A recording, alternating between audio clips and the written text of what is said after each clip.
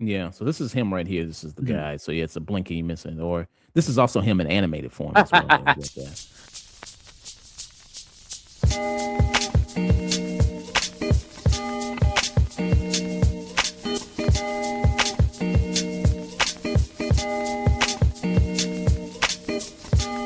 So our first review of the day is going to be for the film Beast. There, Beast is a movie about a MMA legend by the name of Patton James, who he's hung it up now after 12 Mhm. fights. That he was undefeated in the MMA. There, he got into some legal problems. There's a fight at a bar which landed him in prison, which derailed his MMA career. Now he's just a humble fisherman there, making $400 a week, working on a shitty boat there. Asshole boss who's the skipper there, but he's got a wife and kid he has to provide for. And then he gets a chance to be lured back into the ring again. Well, one of his old rivals from the MMA days, a guy that he knocked out in 6 seconds, which they talk about a lot. They found that holds the record there for how quickly he knocked him out. They say, hey, well, this guy beat your brother in the ring. Maybe it's a chance for you to get back and it could be a good revenge fight. We can really market this and you can get paid quite a bit of money. What was the pot to get paid again? It was like, I think they offered him like 150 grand. 150 grand, which could be some good money. That's good Mhm. money for him there. So he's like, fuck it, why not? I still got maybe a left something in the tank.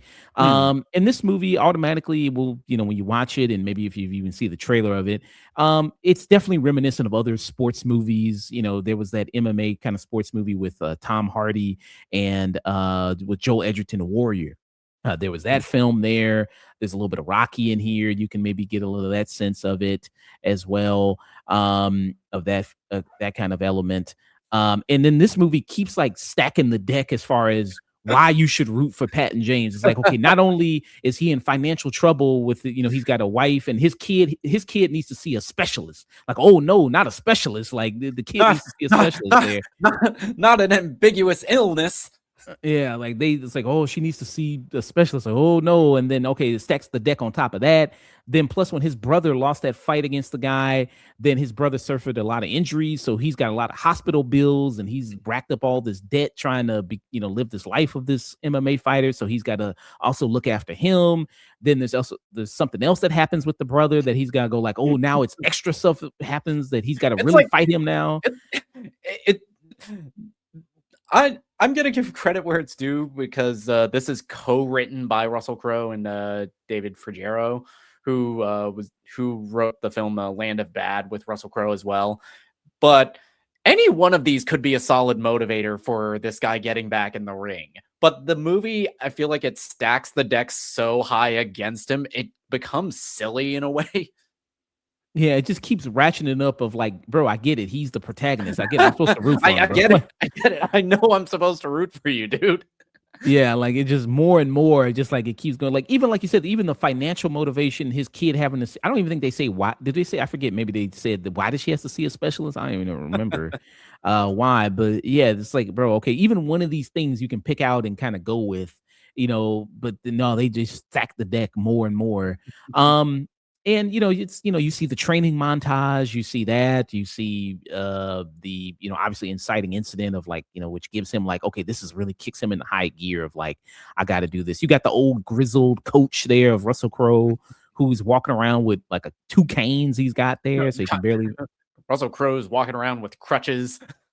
Yeah, so that adds to it. And of course, it leads to the big moment, which is the big fight there of it. Which I say a lot of the fight sequences in this are well shot and they're well done.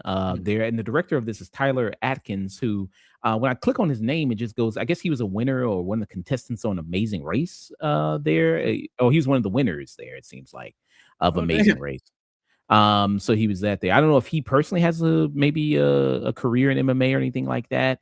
But a lot of the sequences, I think, those look pretty good. I will say the people who watch this movie and don't watch MMA, Mhm. don't get this idea of this was happening in a lot of MMA Yeah, fights that's because a lot of this is like absurd.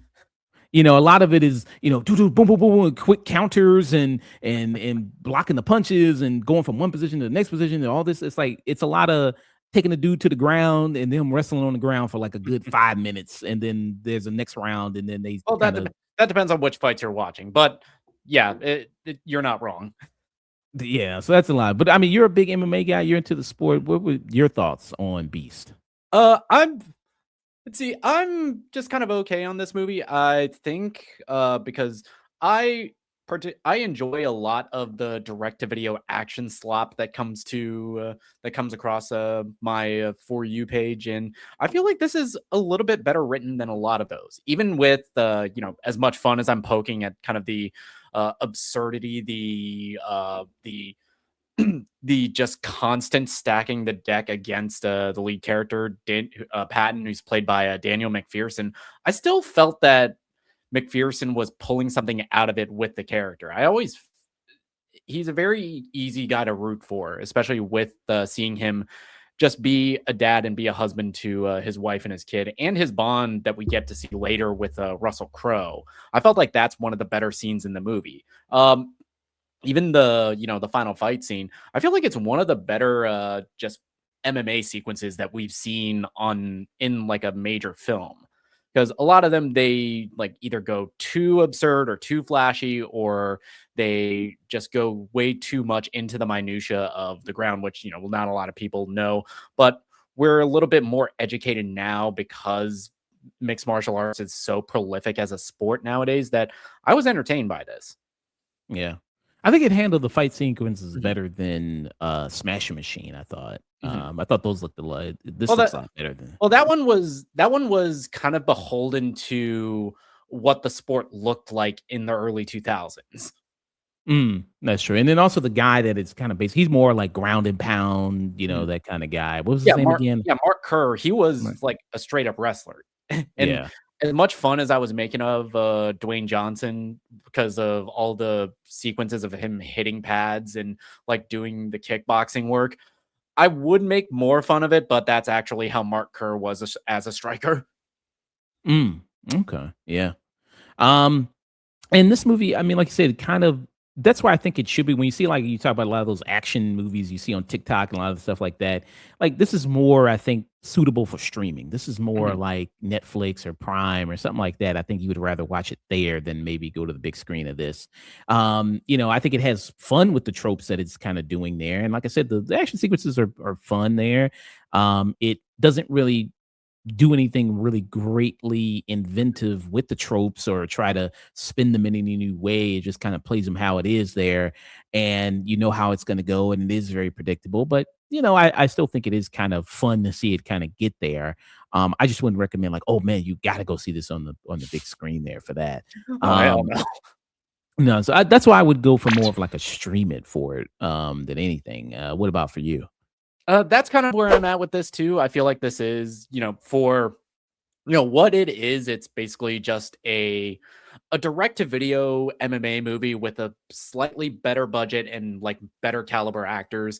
Um, Daniel McPherson, I really liked his performance in this. The action sequences I think are really well shot, and the movie I think it's paced well enough. It's like barely under 2 hours, but I didn't really feel the length of it, even with as absurdly hilarious as some of the dialogue in this gets. But this is a perfectly fine stream it movie, if nothing else for just the final fight scene. Yeah. Yeah, that is impressive there. And also what's on the line as well is like there's a world championship on the line too. So that's Just adding more and more to it, baby. world championship is on the line. I was like, what the fuck? Like money, world championship, honor, Revenge. revenge, respect, like ego. It's like all this shit's on the line. It's like Jesus Christ, all in one fight there. And it's kind of hilarious watching this movie with all of the news about Dana White and how he criminally underpays fighters in the Mm. UFC. Is like, this man is going through all this just to get paid 12 and 12. And this is also they do have a cameo from some MMA guy. I think I saw like the Yeah, Demetrius Mighty Mouse Johnson, who yeah. was the former UFC flyweight champion and is, in my opinion, one of the goats. Yeah, so he's there. He doesn't say anything. You just see him as like he's It's a blink and you miss it cameo. It's one of those that, because this is an MMA movie, because this is so closely tied in production with one championship, that they had to like show off a little bit of their roster. oh, that is a real league, one championship. That's Yeah, a one real league. championship's a real league that they're based out of Thailand. They do mixed martial arts, but they also like have like mixed rules fights in there. They'll do like kickboxing in the cage. They'll do Muay Thai with like 4-ounce gloves on. They'll do grappling matches. They do a little bit of everything at one. Yeah, so this is him right here. This is the Mhm. guy. So yeah, it's a blinky missing, or this is also him in animated form as well. I get that. Yeah, so 2 streamings for Beast there, which is in theaters now.